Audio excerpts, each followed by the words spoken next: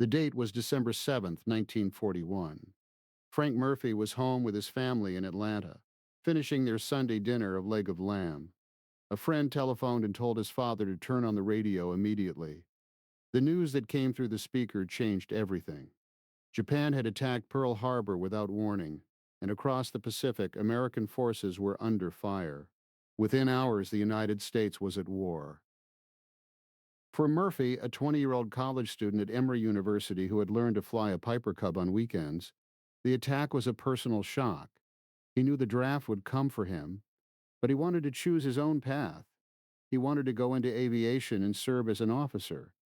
In early January 1942, Murphy walked into an Army recruiting office in downtown Atlanta and applied for the aviation cadet program. Less than 3 weeks later, on a cold January afternoon, he stood in the old post office building and raised his right hand. He was sworn into the United States Army as a private with an appointment as an aviation cadet. That night, he boarded a train for Maxwell Field, Alabama. He left behind his family and the only life he had known. At Maxwell Field, Murphy had his head shaved, was issued uniforms, and learned to march with thousands of other new cadets.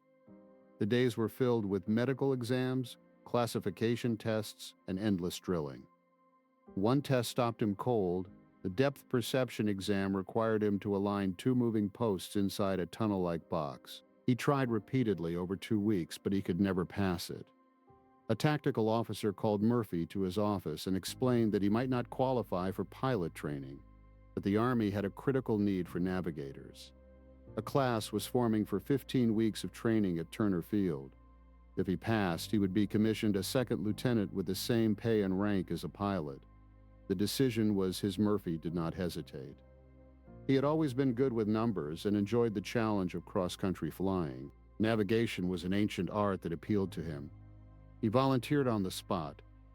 The next morning, he was on his way to Turner Field, leaving behind the dream of becoming a fighter pilot, but finding a new purpose. At Turner Field, Murphy studied dead reckoning pilotage and celestial navigation for 8 hours each day. He learned to calculate wind drift and practiced shooting sun lines with a bubble sextant from a moving aircraft. The celestial work made him nervous. The sextant was tricky and bumpy air made it almost impossible to hold steady. Any mistake in navigation could send a crew hundreds of miles off course. Murphy completed 2 graduation flights. The first was a daylight mission using pilotage and dead reckoning. The second was a night mission navigating entirely by the stars. After 15 weeks, he had mastered the basic skills that would guide a bomber into combat. On July 4, 1942, Frank Murphy graduated and was commissioned a second lieutenant. His mother, Mary Murphy, and his father drove down from Atlanta for the ceremony. As they walked off the parade ground, an older sergeant snapped a salute. Murphy returned it awkwardly, feeling his mother gently squeeze his left arm. He had a week of leave before reporting for B-17 combat crew training. Frank Murphy completed his B-17 combat crew training at Hendricks Field in mid-August 1942. He made his first flight in a B-17 on July 18, 1942, a routine familiarization hop. In August, his crew flew anti-submarine patrols over the Gulf of Mexico, searching for German U-boats. They carried live depth charges and once saw oil slicks from a U-boat sunk by another Hendricks crew after a week's leave at home in Atlanta. Murphy reported to Gowan Field in Boise, Idaho, in late August to join the newly formed 100th Bomb Group. On November 15, 1942, Murphy met the other officers who would make up crew number 31 of the 418th Bomb Squadron. The pilot was Charles Cruikshank, a terse New Englander from Massachusetts. The bombardier was August Gaspar, a free-spirited Californian. The co-pilot, the radio operator, and the gunners, including the flight engineer, the ball turret gunner, and the tail gunner, completed the team. Among them were tail gunner Charles Clark of Highland Park, Illinois, and radio operator Orlando Vincenti from Carbondale, Pennsylvania. They began training together, learning each other's voices and habits, and soon a quiet bond formed among these strangers. The crew moved to Wendover Field, Utah, in December 1942, a barren moonscape of salt flats and freezing winds. One night they became lost in thick clouds during a bombing run practice. Mountains loomed unseen. Murphy calculated a climbing turn that brought them above the peaks. They skidded back to Wendover on instrument approach, shaken but safe. The salt flats provided excellent bombing ranges, and the crew fired 50 caliber guns at towed targets, gaining confidence in their skills. Winter training continued at Sioux City, Iowa, where temperatures dropped to 30 below zero. Flying was often grounded. In March 1943, co-pilot Chuck Mertz was reassigned for first pilot training, and Glenn Graham, a quiet Pennsylvanian with prior Army service, joined the crew. The group was scattered across 8 bases for additional training, but finally reunited at Kearney, Nebraska in April. There they received new B-17F aircraft. Murphy's crew named theirs Bastard's Bungalow, and the 418th Squadron's duck insignia was painted on its nose, a symbol of their shared identity. In late May 1943, the 100th Bomb Group began its transatlantic journey. Murphy's crew flew their own B-17 from Bangor, Maine, to Goose Bay, Labrador, then across the North Atlantic to Iceland, navigating by dead reckoning and occasional sun lines. The flight took over 9 hours. They landed at Prestwick, Scotland, on June 2nd, tired but relieved. After a short stay, they flew south to a temporary base at Podington, Bedfordshire, where they remained for a week before moving to their permanent base at Thorpe Abbotts in Norfolk, England. On June 9, 1943, Murphy saw Thorpe Abbotts for the first time. The airfield was squeezed among ancient cottages, green fields, and winding lanes. Living quarters were Nissen huts, damp, half-round corrugated steel shelters with coal stoves and concrete floors. The crew settled into Site 5, sharing a hut with other officers. As Murphy looked out at the English countryside, he understood that the months of training were over. Combat was next. On June 28, 1943, Murphy and his crew climbed into their B-17 for what would be their first real taste of combat. The target was St. Nazaire, a French port the Americans called Flak City. More than 200 German anti-aircraft guns ringed the U-boat pens there, waiting for them. As the formation turned onto its bomb run, the sky ahead turned black with exploding shells. Murphy watched from his navigator's table as the group ahead of them disappeared into that swirling cloud of smoke and red flashes. He was certain no one could fly through it and come out alive. The noise inside the airplane was deafening. The 4 Wright Cyclone engines roared at full power, but Murphy could still hear the sharp crack of flak burst close to the fuselage. Shrapnel rattled against the thin aluminum skin like gravel thrown at a tin roof. The airplane bucked and shuddered, but Cruikshank held formation. Gaspar crouched over his Norden bomb sight, focused on the target below. Then, as suddenly as it began, they were through it. The formation emerged on the other side, still intact, bombs away. Murphy felt a wave of relief so strong it left him shaking. That night, back at Thorpe Abbotts, the mission board showed 1 checkmark beside Crew 31's name. 24 more to go, Murphy wrote a letter to his mother that tried to sound calm, telling her the return trip felt like coming home after a football game. He did not tell her how the flak had looked, or how the reality of death in the air had been seared into him. He did not tell her that Bastard's Bungalow had come back with a damaged wing and would be out of service for weeks. She would read about the raids in the newspapers anyway, and she would worry. 3 weeks later, on July 17th, the crew flew another deep penetration mission, this time to Hamburg. Over the North Sea, the task force was recalled because of weather, but the German fighters had already found them. As the formation turned for home, a 20-millimeter cannon shell slammed into the trailing edge of the right wing. The explosion jammed the aileron, and the B-17 snapped into a violent diving turn toward the sea. Murphy saw the gray water rushing up at them through the plexiglass nose. Cruikshank and Graham stood on the rudder pedals, pulling with all their strength. They lost 7,000 feet before they got the airplane under control. The dive had carried them out of the formation, alone with German fighters closing from every direction. Cruikshank poured power to all 4 engines and climbed hard, searching the sky for another group to join. For 45 minutes they fought their way across the sky alone and exposed. The gunners fired at every passing fighter. Murphy fired his nose guns until the barrels were hot. Finally, they spotted a formation 2,000 feet above them and clawed their way up into its protective box. When they landed at Thorpe Abbotts, the ground crew chief walked around the right wing and stopped. The 20-millimeter round had blown a hole the size of a man's head in the trailing edge, tearing the aileron loose from its hinge. The airplane, a B-17 named Muggs, was damaged beyond repair and would be salvaged. The mission had accomplished nothing. The target hidden under clouds. Murphy added a second mark to his mental tally of missions completed, but the cost felt high for no result. The mission board at Thorpe Abbotts told a simple story. Another flight logged, another narrow escape. August 17, 1943, was the day the 100th Bomb Group flew into history.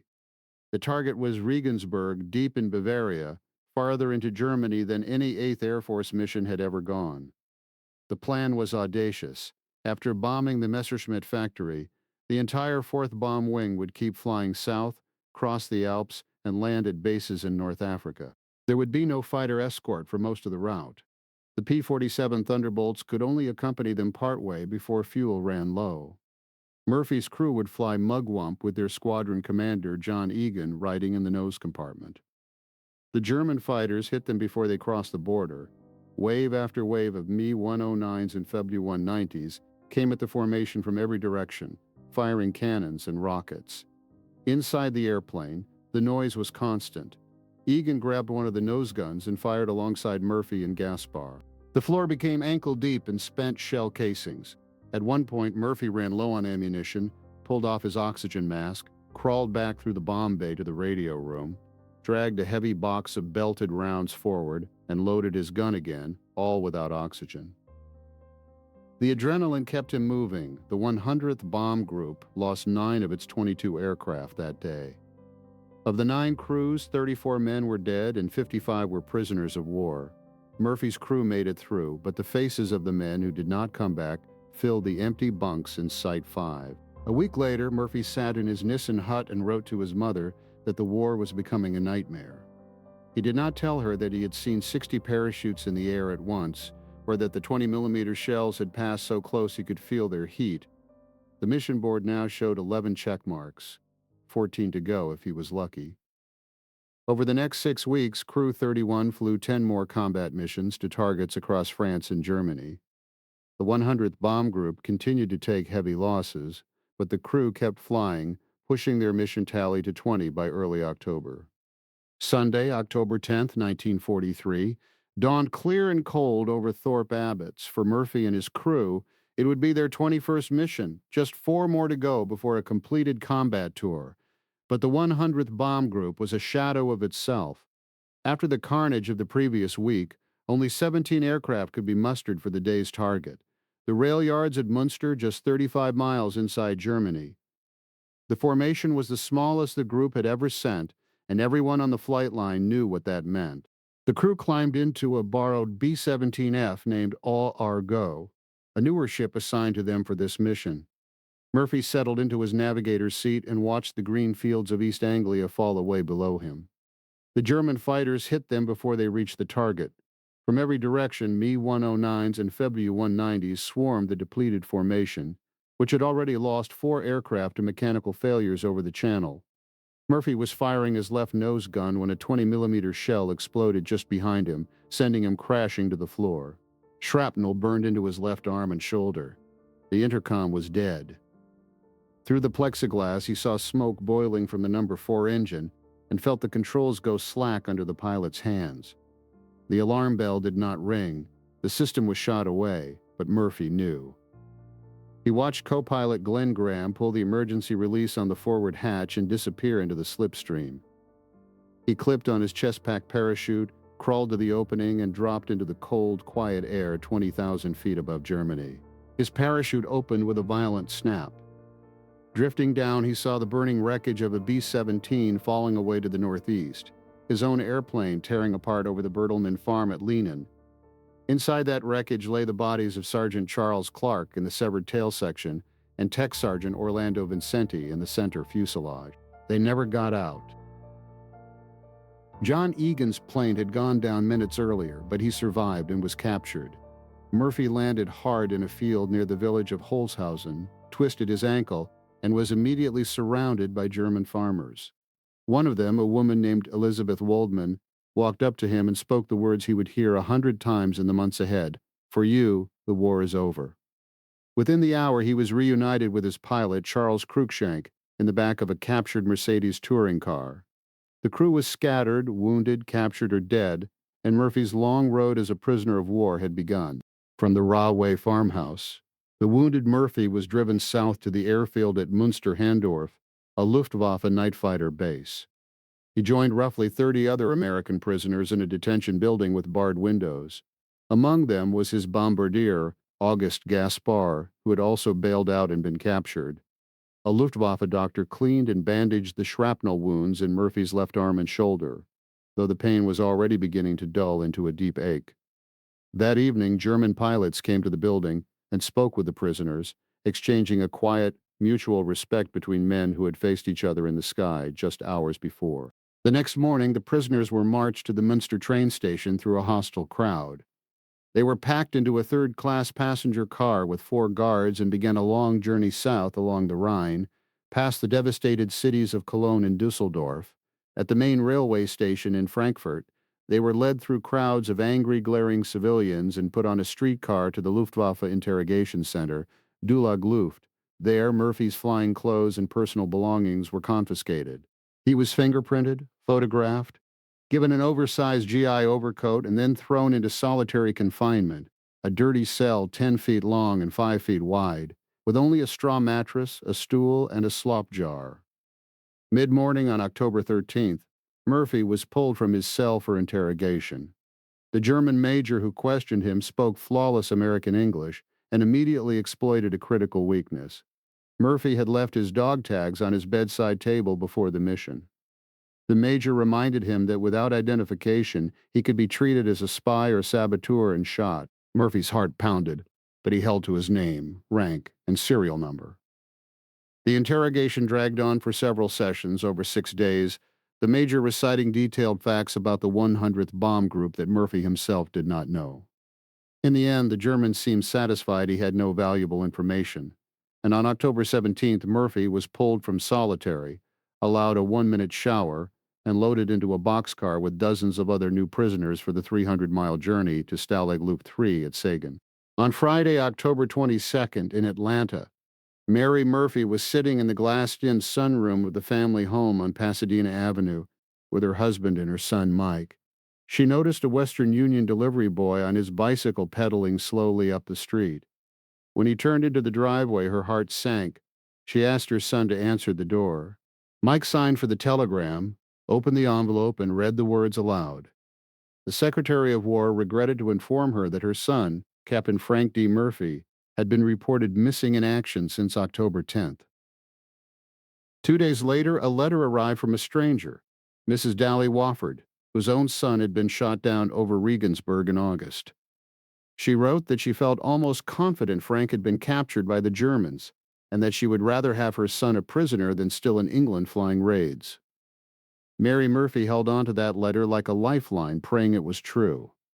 The boxcar doors slid open onto the snow-covered grounds of Stalag Luft 3, near the town of Sagan, in what was then eastern Germany.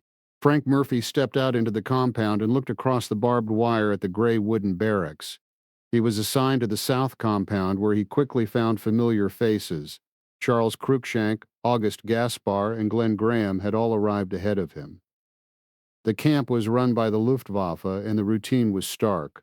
Roll call twice a day, thin soup for lunch, and a single slice of black bread for dinner. Murphy was allowed to send a postcard home, a brief message that his mother in Atlanta would receive weeks later, alive and a prisoner of war. The Red Cross food parcels, when they arrived, were the only reason a man could stay alive. Each box held tinned meat, powdered milk, chocolate, and cigarettes. It weighed just over 10 pounds and was rationed 1 per man per week. Through the winter and into the spring, the prisoners settled into a rhythm of boredom, hunger, and quiet defiance.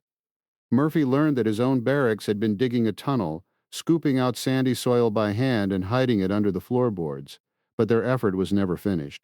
On the night of March 24th, 1944, the Great Escape took place from the North Compound.